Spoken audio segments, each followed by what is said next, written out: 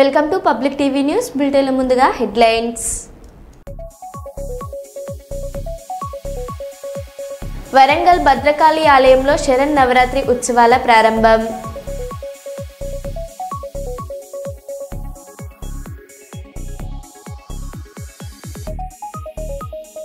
దేవి శరన్నవరాత్రి మహోత్సవ శుభాకాంక్షలు తెలిపిన ప్రధానమంత్రి నరేంద్ర మోదీ.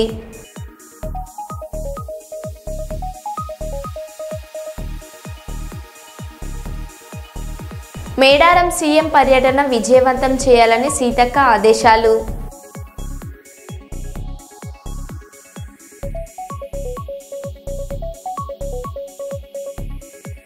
గాజుల రామారంలో హైదరాబాదితుల ఆవేదన.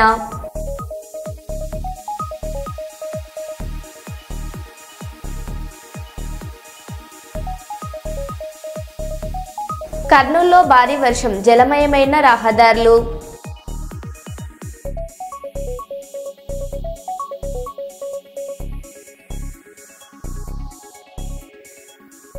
ఇక వివరాల్లోకి వెళ్తే, దసరా ఉత్సవాలను ఈసారి అంబరాన్ని అంటేలా ప్రజలకు ఫుల్ వినోదాన్ని, సంతోషాన్ని అందించే విధంగా రూపొందించే బాధ్యతలను Ramagundam MLA Makkan Singh Raj Thakur cine hero శివారెడ్డికి అప్పగించారు. ఈ మేరకు ఆయన అజ్జీవన్ జీఎం లలిత్ కుమార్, గోదావరికని ఏసీపీ మడత రమేష్తో కలిసి జవహర్ లాల్ నెహ్రూ స్టేడియంను సందర్శించి స్టేజీకి సంబంధించిన స్థలాన్ని పరిశీలించారు. ఈ సందర్భంగా శివారెడ్డితో పాటు జీఎం, ఏసీపీ మడత రమేష్, మాజీ కార్పొరేటర్ మహంకాళి స్వామి మాట్లాడారు.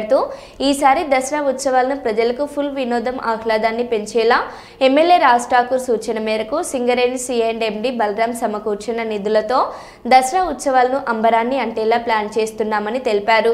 జవహర్ లాల్ నెహ్రూ స్టేడియంను సందర్శించిన వారిలో అజ్జీవన్ personal manager Ravinder Reddy, Godavarikhani 1 town CI Indrasena Reddy, traffic CI Rajeswara Rao, Singareni Seenanna, Mahankali స్వామి, దీటి బలరాజ్, ముస్తఫా, పెద్దెల్లి ప్రకాష్, మొహెద్ సన్నీ, చిగురు సాయి, శివ, విజయ్ తదితరులు పాల్గొన్నారు.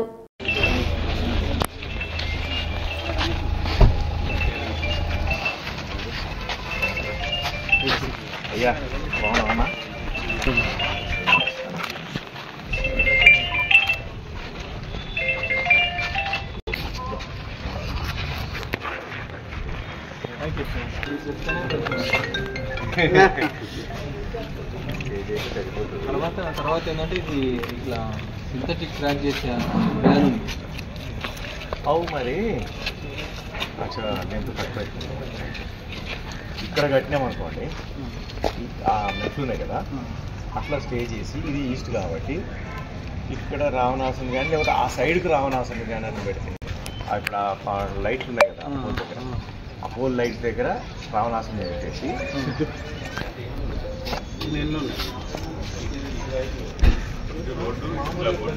ఇక్కడ పెడతారు. అవు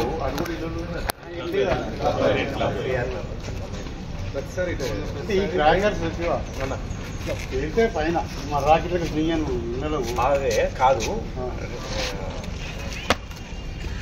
గుడిసెలు అయితే లేవు కదా, గుడిసెలు అయితే లేవు, అన్ని రేకుల చెట్లు. నార్త్ మంచిదే రావణ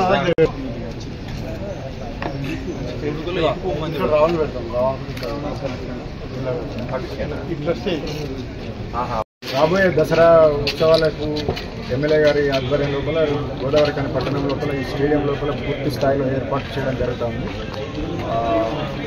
ప్రజలకు లాస్ట్ ఇయర్ ఏ రకంగా అయితే చేసినామో దానికి రెట్టింపు స్థాయిలో ప్రజలను ఉత్సాహపరచడానికి, ప్రజలతోటి దసరా సంబరాలు చేసుకోవడానికి ఇక్కడ జీఎం గారి ఆధ్వర్యం లోపల ఎమ్మెల్యే గారి ఆదేశాల మేరకు ఇక్కడ ఏర్పాట్లు పరిశీలించడం జరిగింది.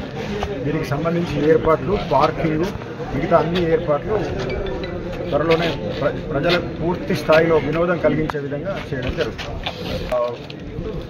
ఈ ప్రజలను సంబరాలలో పాల్గొనడానికి ఎమ్మెల్యే గారి యొక్క చొరవతోటి మన సీనియర్ సినిమా యాక్టర్ శివారెడ్డి గారి టీం బృందం వస్తుంది. వారికి ఏ రకమైనటువంటి అవసరాలు ఉన్నప్పటికీ వాటి సందర్భంగా ప్రజలకు ఎంతమంది వచ్చినా వాళ్ళకి అసౌకర్యం కలగకుండా పార్కింగ్ ఏర్పాట్లు, మిగతా సౌకర్యాలు కూడా ఏర్పాటు చేయడం జరుగుతుంది.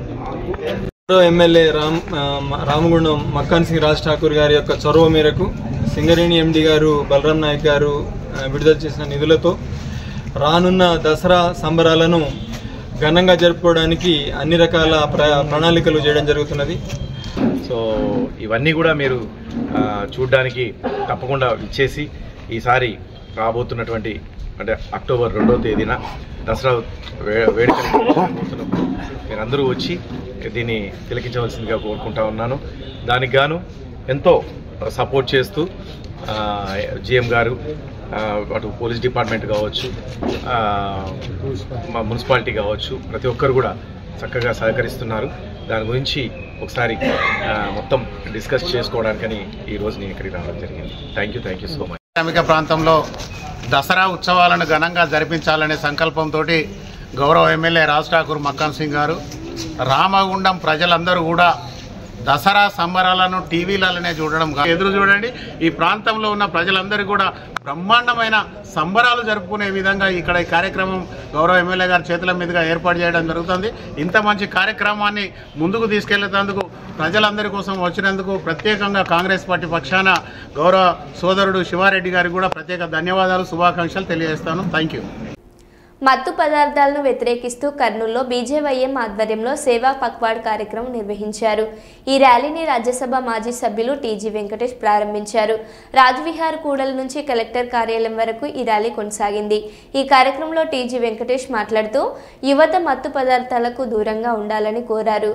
మద్యం, సిగరెట్లు తాగకూడదని ప్రభుత్వం చట్టం చేసి వాటిపైన వాడకూడదని ప్రచారం చేస్తుందని, అలాంటి మాదక ద్రవ్యాలు వాడితే ప్రజాప్రతినిధులను, ప్రభుత్వ ఉద్యోగులను తొలగించాలని టీజీ వెంకటేష్ తెలిపారు. శత్రువులతో పోరాటం చేయడం కన్నా మాదక ద్రవ్యాలపై పోరాటం చేయడం కష్టమన్నారు. ఈ కార్యక్రమంలో బీజేవైఎం రాష్ట్ర అధ్యక్షుడు సునీల్ రెడ్డి, బీజేపీ అధికార ప్రతినిధి డాక్టర్ వినుషారెడ్డి, మహేంద్ర పాల్గొన్నారు. విద్యార్థులందరూ కూడా టీ షర్ట్లు వేసుకోవాలి. ప్రాణాల ముక్త భారత్గా ఈ దేశాన్ని నిర్మించడం కోసం మన ప్రియతమ నేత ప్రధాని నరేంద్ర మోదీ గారి పిలుపు మేరకు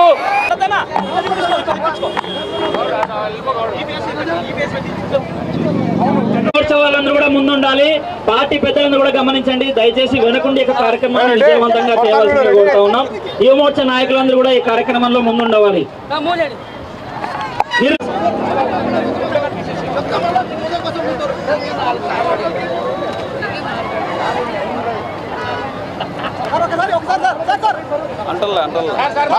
ఒకసారి ఇట్లా అండి.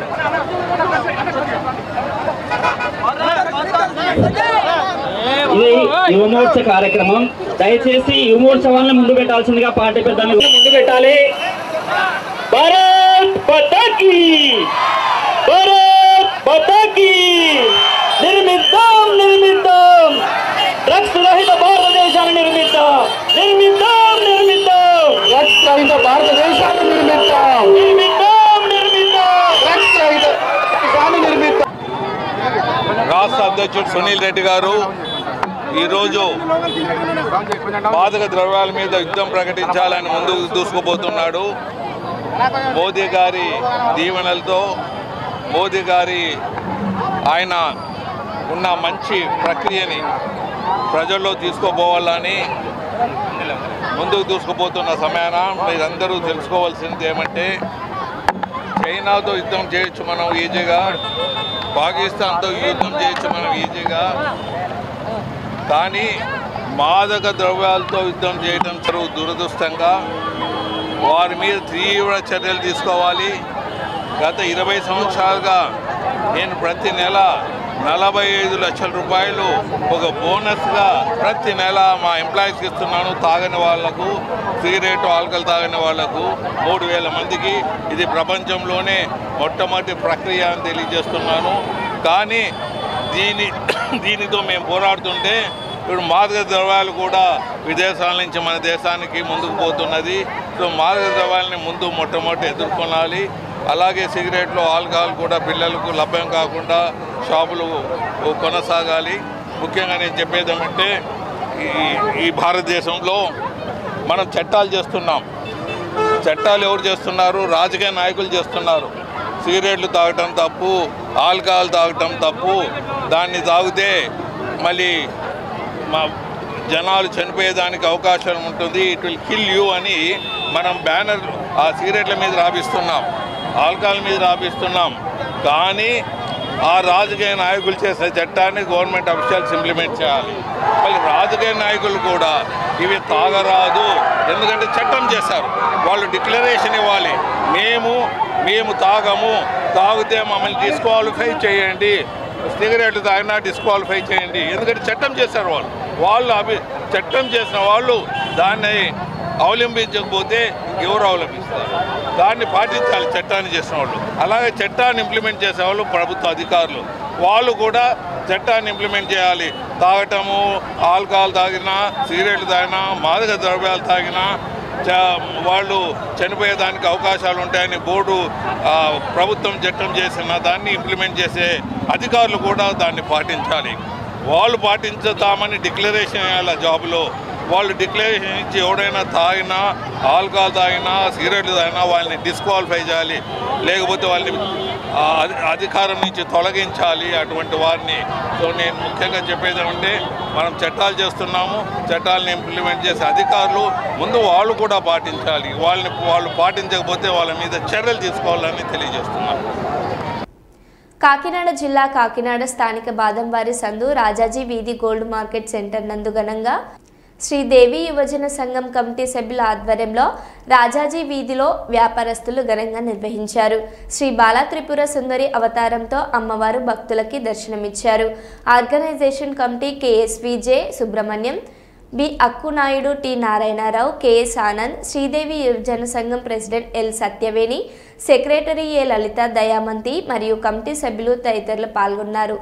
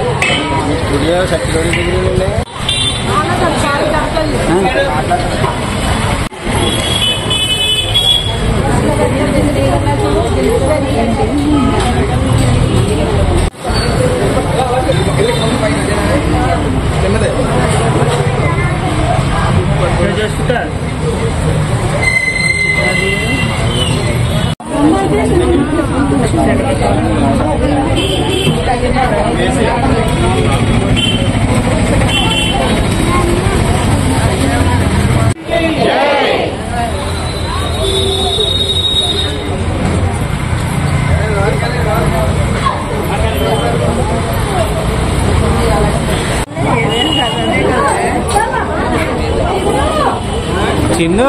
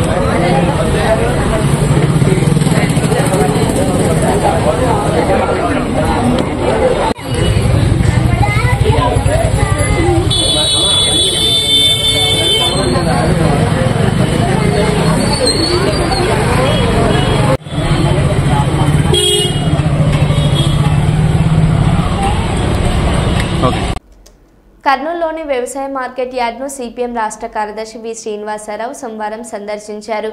ఉల్లి రైతుల సమస్యలను పరిశీలిస్తూ కనీస మద్దతు ధర క్వింటాకు 3,000గా కల్పించాలని ఆయన డిమాండ్ చేశారు.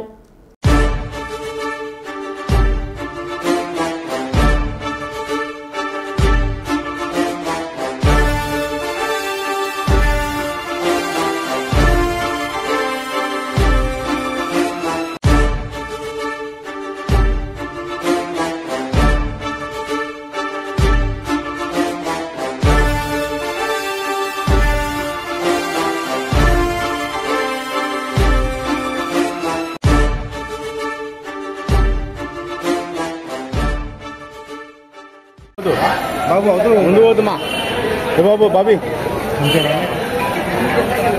చాలా దయనీయంగా ఉన్నది.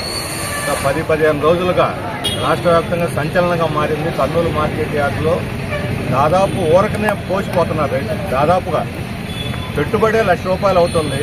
నారు నాటడానికి ₹20,000 అవుతుంది.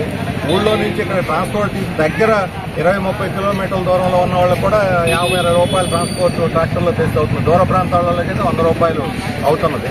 ఇక్కడ తెచ్చి అమ్ముదాం అనుకుంటే అంతా కూడా ₹250-300 లోపు కొంటున్నారు.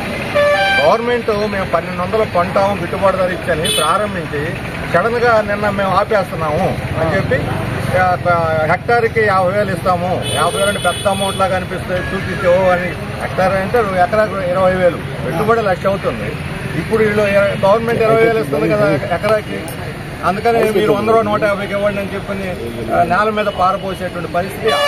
వ్యాపారస్తులను ఆదుకోవడానికి తప్ప గవర్నమెంట్ ఇలాంటి ప్రకటనలు, ఈ డీబీటీ అనేది అంటే రైతులకి గిట్టుబాటు ధర కల్పించకుండా బాధ్యత నుంచి తప్పుకొని ఆ బాధ్యతని సరుకును కొనే చంద్రబాబు నాయుడు గారే బాధ్యత వహించాలి. నిన్న శనివారం కన్నా ఈరోజు రేటు పెరిగితే చంద్రబాబు ప్రభుత్వం ఉన్నట్టు లెక్క, రేటు పెరగకుండా తగ్గితే చంద్రబాబు ప్రభుత్వం లేనట్టు లెక్క. దాని బదులు రాజీనామా చేయటం, మన సిగ్గుతో తలదించుకొని రాజీనామా చేయడం, చేతకానితనానికి ప్రజలకు క్షమాపణ చెప్పి తలదించుకోవటం. మనం ₹3,000 ఇవ్వకుండా ఈరోజు గిట్టుబాటు అవ్వదు. మాటలు ఎందుకు? మీరు గిట్టుబాటు ధర ఇచ్చి కొనుగోలు చేయండి, దాన్ని తీసుకుపోయి రేషన్ షాపుల ధర రాష్ట్రాలకు ఎగుమతి చేయండి. ఎక్కడో నాసిక్ నుంచి ఇక్కడ ఉల్లి పండించే ప్రాంతానికి అమ్ముతున్నారు. బయట ఇదే ఉల్లిపాయ ₹50 అమ్ముతున్నారు. ఇదే ఉల్లిపాయ ఇక్కడ ₹2-2.5 పెట్టుకొని బయట ₹50 అమ్ముతున్నారంటే ఎవరిని ఉద్ధరిస్తాను? మీకు తెలియదా? కళ్ళు లేవా? మీకు యంత్రాంగం లేదా? స్పెషల్ బ్రాంచీలు లేవా? పోలీసులు లేరా? రైతులను తనటానికి ఆ పోలీసులు పెట్టింది, లేకపోతే ప్రజలను ఉద్ధరించడానికి? ఆ మాత్రం సమాచారం తెలుసుకొని వాళ్ళని ఎవరైతే తప్పుడు వ్యాపారాలు చేస్తున్నారో రైతులను వాళ్ళ మీద కేసులు పెట్టండి. లైసెన్స్ లేకుండా నన్ను ఇక్కడ అమ్మారని ఈరోజు వార్త వచ్చింది. ఒకళ్ళ మీద కేసు పెట్టారా లోపలికి వచ్చి? అందుకని ప్రభుత్వం కళ్ళుండి చూడలేని కబోదిలాగా మారితే రైతులు పక్కన పత్తికొండలో ఈరోజు పత్తి రైతులు, మన టమోటా రైతులు పరిస్థితి చాలా దీనంగా ఉంది. పత్తి రైతులు, టమోటా రైతులు, ఉల్లి రైతులు. మన మోడీ గారు ఏమంటున్నారు? మనం చేసిన పెద్ద తప్పు విదేశాల మీద ఆధారపడటం అన్నాడు. అదే మోడీ ₹1 పన్ను వేయకుండా మన మీద ట్రంప్ ఏమో పన్నులు వేస్తున్నాడు. ₹1 కూడా పన్ను లేకుండా పత్తిని స్వేచ్ఛగా దిగుమతి చేయడానికి అనుమతించింది అమెరికా నుంచి, ఆస్ట్రేలియా నుంచి. ఇక్కడ పత్తి రైతులు నాశనం అయిపోతున్నారు, ఆత్మహత్యలు చేసుకుంటున్నారు. ఇదేనా విదేశాల మీద ఆధారపడి చంపలు వేసుకున్నాడుగా? విదేశాల నుంచి ఆధారపడటం. మన రైతు ఇక్కడ కష్టపడి పండిస్తున్నాడు, వరి పండిస్తున్నాడు, ఉల్లిపాయ పండిస్తున్నాడు, మిర్చి పండిస్తున్నాడు, పత్తి పండిస్తున్నాడు. అన్ని పంటలు, ప్రతి పంట మన కాళ్ళ మీద నిలబడుతుంది వ్యవసాయ రంగం. మనం దిగుమతి చేసుకోవాల్సిన అవసరం లేకుండా రైతు కష్టపడి పనిచేస్తుంటే రైతుకి ఇచ్చే ప్రోత్సాహం ఏంటి? ఇదేనా మేక్ ఇన్ ఇండియా? ఇదేనా ఇండియాను అభివృద్ధి చేసే సూపర్ ఓవర్ అభివృద్ధి చేసేది? వ్యవసాయ రంగం 152 మంది ఆధారపడి ఉన్నటువంటి వ్యవసాయ రంగాన్ని ఆదుకోకుండా నిర్భర భారత్ ఏంటి? ఆత్మనిర్భర్ నీ బొంద, అది ఆత్మనిర్భర భారత, వాడు బొంద భారత ఏమిటి? ఇదేనా? విదేశాల మీద ఆధారపడొద్దంటూ స్వదేశాన్ని ప్రోత్సహించే విధానం ఇదేనా అని అడుగుతున్నాను. స్వేచ్ఛగా దిగుమతి చేసి పత్తిని, అన్ని పంటలు రేపు పొద్దున డైరీ ప్రోడక్ట్స్ వస్తాయి దిగుమతికి, తర్వాత గోధుమ వస్తుంది, తర్వాత మొక్కజొన్నలు వస్తున్నాయి. అన్నిటిని అమెరికా వాడికి స్విచ్గా ఇప్పుడు వెళ్ళాడు మన మంత్రి పరిగెత్తుకుంటే అమెరికాకి, కాళ్ళ మీద పడి ఒప్పందం చేసుకొని రావడానికి, రైతును బలి చేయడానికి తప్ప ఈ ఒప్పందం దేనికి? అందుకని మాటలు కదా. ఆత్మనిర్భర భారత్ అంటే ఎవడ కడుపు నిండదు, రైతులు గిట్టుబాటు ధరిస్తే కడుపు నిండుద్ది. అందుకని మోడీ మాటలు చెప్పడం మానుకొని ఈ ఉల్లికి అవసరమైనటువంటి మొత్తం ధరల స్థిరీకరణ నిధి నుంచి 3,000 రూపాయలు పెట్టి కొనడానికి అవసరం నిధులు సేకరిస్తే అప్పుడు కూటమి ప్రభుత్వం ప్రజల మనం చూరకుంటారు. ఈ డిమాండ్ మీద ప్రభుత్వం ముందుకు వస్తా లేదా రైతుల ఆగ్రహాన్ని చవిచూస్తా తెలుసుకోవాలని చెప్పి మేము హెచ్చరిక చేస్తాం. ఎన్టీపీసీ ఉద్యోగుల డిమాండ్లు బీఎంఎస్ కృషి వల్లనే సాధించడం జరుగుతుందని బీఎంఎస్ జాతీయ ఉపాధ్యక్షుడు ఎన్టీపీసీ ఉద్యోగుల వేతన కమిటీ ఎన్బీసీ సభ్యుడు సుంకరి మల్లేష్ అన్నారు. శనివారం రాత్రి ఎన్టీపీసీ గేట్ మీటింగ్ సమావేశంలో మాట్లాడుతూ ఈ నెల 25న జరుగుతున్న కార్మిక సంఘాల గుర్తింపు ఎన్నికల్లో బీఎంఎస్ కార్మిక సంఘాన్ని గెలిపించాలని కోరారు. ఎన్టీపీసీ ఉద్యోగులకు మేలు జరుగుతున్న పీఆర్పీని అమలు చేసిన ఘనత బీఎంసీదే అని అన్నారు. దీంతో ఎన్టీపీసీ ఉద్యోగులకు ప్రతి ఏటా ఒక్కొక్కరికి ఎగ్జిక్యూటివ్స్తో సమానంగా 4 లక్షల వరకు పొందగలుగుతున్నారని తెలిపారు. పీఆర్పీ అమలు విషయంలో ఐఎన్టీయూసీ, సిఐటియుతో పాటు ఎన్బీసీలో గల నాయకులు వ్యతిరేకించారని అన్నారు. పీఆర్పీ తమ వల్లనే అమలు జరుగుతుందని, ఐఎన్టీయూసీతో పాటు ఇతర సంఘాల తప్పుడు ప్రచారం చేసుకుంటున్నాయని అన్నారు. అదేవిధంగా కార్మికుల ఫాస్ట్ ట్రాక్ ప్రమోషన్ కూడా బీఎంసీతోనే సాధ్యమైందని తెలిపారు. రామగుండం ఎన్టీపీసీ ప్రాజెక్టులో ఐఎన్టీయూసీ నాయకులు కార్మికులకు మోసపూరిత వాగ్దానాలు చేస్తూ ఏ ఒక్కటి కూడా అమలు చేయడం లేదని తెలిపారు. ఎన్టీపీసీ గుర్తింపు కార్మిక సంఘం ఎన్నికల్లో వరుసగా 2 సార్లు గెలుపొందిన ఐఎన్టీయూసీ కార్మికుల డిమాండ్లపై ఏనాడు కూడా మాట్లాడకుండా నాయకులు అవినీతి పనులకు పాల్పడుతున్నారని అన్నారు. मैं सभी का हार्दिक अभिनंदन स्वागत करता हूं। थोड़ा सा मैं हिंदी में बोलूंगा और मैं मलेशम जी से रिक्वेस्ट करूंगा कि थोड़ा सा मेरे जो या उसको बाद में रिपीट कर देंगे तो आपके क्लियर समझ में आ जाएगा। मैं जो शुरुआत करने जा रहा हूं एक खुशखबरी, अच्छी इंफॉर्मेशन के साथ में। इधर आके दूसरी बात बोलेंगे, उसमें भी इनकी भागीदारी है। अब अपने एजेंडा में देखेंगे FASTag career growth scheme restart होना चाहिए। वो रिस्टार्ट नहीं करेंगे, उन्होंने तो बंद किया है, हम चालू करेंगे उसको। ఎన్టీపీసీ రామగుండంలో జరుగుతున్నటువంటి ఎన్బీసీ ప్రాతినిధ్యం కోసం జరిగేటువంటి ఎన్నికల్లో మీరందరూ భారతీయ మజ్దూర్ సంఘం బలపరుస్తారని పువ్వు గుర్తుపైన ఓటేసి, గులాబీ పువ్వు గుర్తుపైన ఓటేసి मैं सभी का हार्दिक अभिनंदन स्वागत करता हूं। थोड़ा सा मैं हिंदी में बोलूंगा और मैं मलेशम जी से रिक्वेस्ट करूंगा कि थोड़ा सा मेरे जो या उसको बाद में रिपीट कर देंगे उन्होंने तो बंद किया है, हम चालू करेंगे उसको। बीएमएस जिंदाबाद, बीएमएस जिंदाबाद, भारत माता की। భారతదేశంలో భారతీయ మజ్దూర్ సంఘం అనేది అత్యంత ప్రాధాన్యత కలిగిన, అత్యంత శక్తివంతమైన జాతీయ కార్మిక సంఘంగా, బలమైన కాలుగా కొత్త కాపు లక్ష్మారెడ్డి గారు వచ్చిన తర్వాత భారతదేశంలో ఉన్న బొగ్గు ఎక్కడైతే ఉన్నదో అక్కడ మనకు సంబంధించిన భారతీయ మజ్దూర్ సంఘం అనేది వెరిఫికేషన్ సిస్టమ్ లో నెంబర్ 1 స్థానంలో వస్తా ఉన్నది. 10 రాష్ట్రాలలో భారతీయ మజ్దూర్ సంఘ్ గుర్తింపు కార్మిక సంఘం వెరిఫికేషన్ సిస్టమ్ లో మొదటి స్థానంలో ఉన్నాయని చెప్పేసి సందర్భంగా తెలియజేస్తా ఉన్నాం. అట్లనే ఇవాళ మీకు ఒకటే ఉదాహరణ చెప్తా. అక్కడ మనకు నేషనల్ కోల్వేజ్ అగ్రిమెంట్ అంటాము, ఇక్కడనేమో ఎన్బీసీ అంటాము. అది వేజే, ఇది వేజే, అది వేజ్ ఓటే, ఇది వేజ్ ఓటే.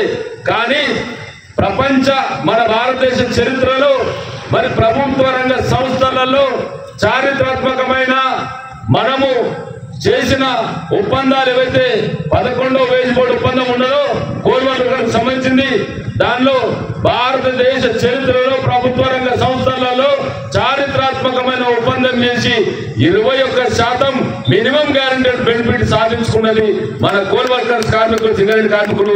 ఇలా కోల్ దేశం మొత్తం మీద పనిచేసే వాళ్ళందరూ కూడా అంటే భారతీయ మజ్దూర్ సంఘ్ పెద్దలు కొత్త కాపు లక్ష్మారెడ్డి గారి కృషి మాత్రమే, ఆయన సైన్యం మాత్రమే అని చెప్పేసి ఈ సందర్భంగా తెలియజేస్తా ఉన్నాం. అట్లానే ఇవాళ 5 సంవత్సరాల కాల పరిమితికి ఏజ్ అగ్రిమెంట్ ఉంటుంది. ఎన్టీపీసీకి సంబంధించింది 10 సంవత్సరాల అగ్రిమెంట్ కాలంలో మనకు సంబంధించిన ఎంబీసీ మెంబర్లు మల్లేశం గారు, గణేశన్ గారు మనకు 10 సంవత్సరాల కాలానికి 2017లో ఒప్పందం జరిగింది. 27 వరకు కాల పరిమితి అయిపోతుంది. ఈ 10 సంవత్సరాల కాలానికి 15% మినిమం గ్యారంటీడ్ బెనిఫిట్ సాధించింది అంటే కేవలం భారతీయ మజ్దూర్ సంఘ్ మాత్రమే అని చెప్పేసి మనం ఖచ్చితంగా గర్వంగా చెప్పుకోవాల్సిన అవసరం ఉందని చెప్పేసి ఈ సందర్భంగా తెలియజేస్తా ఉన్నాం. మరో బులెటిన్లో మళ్ళీ కలుద్దాం. Stay tune.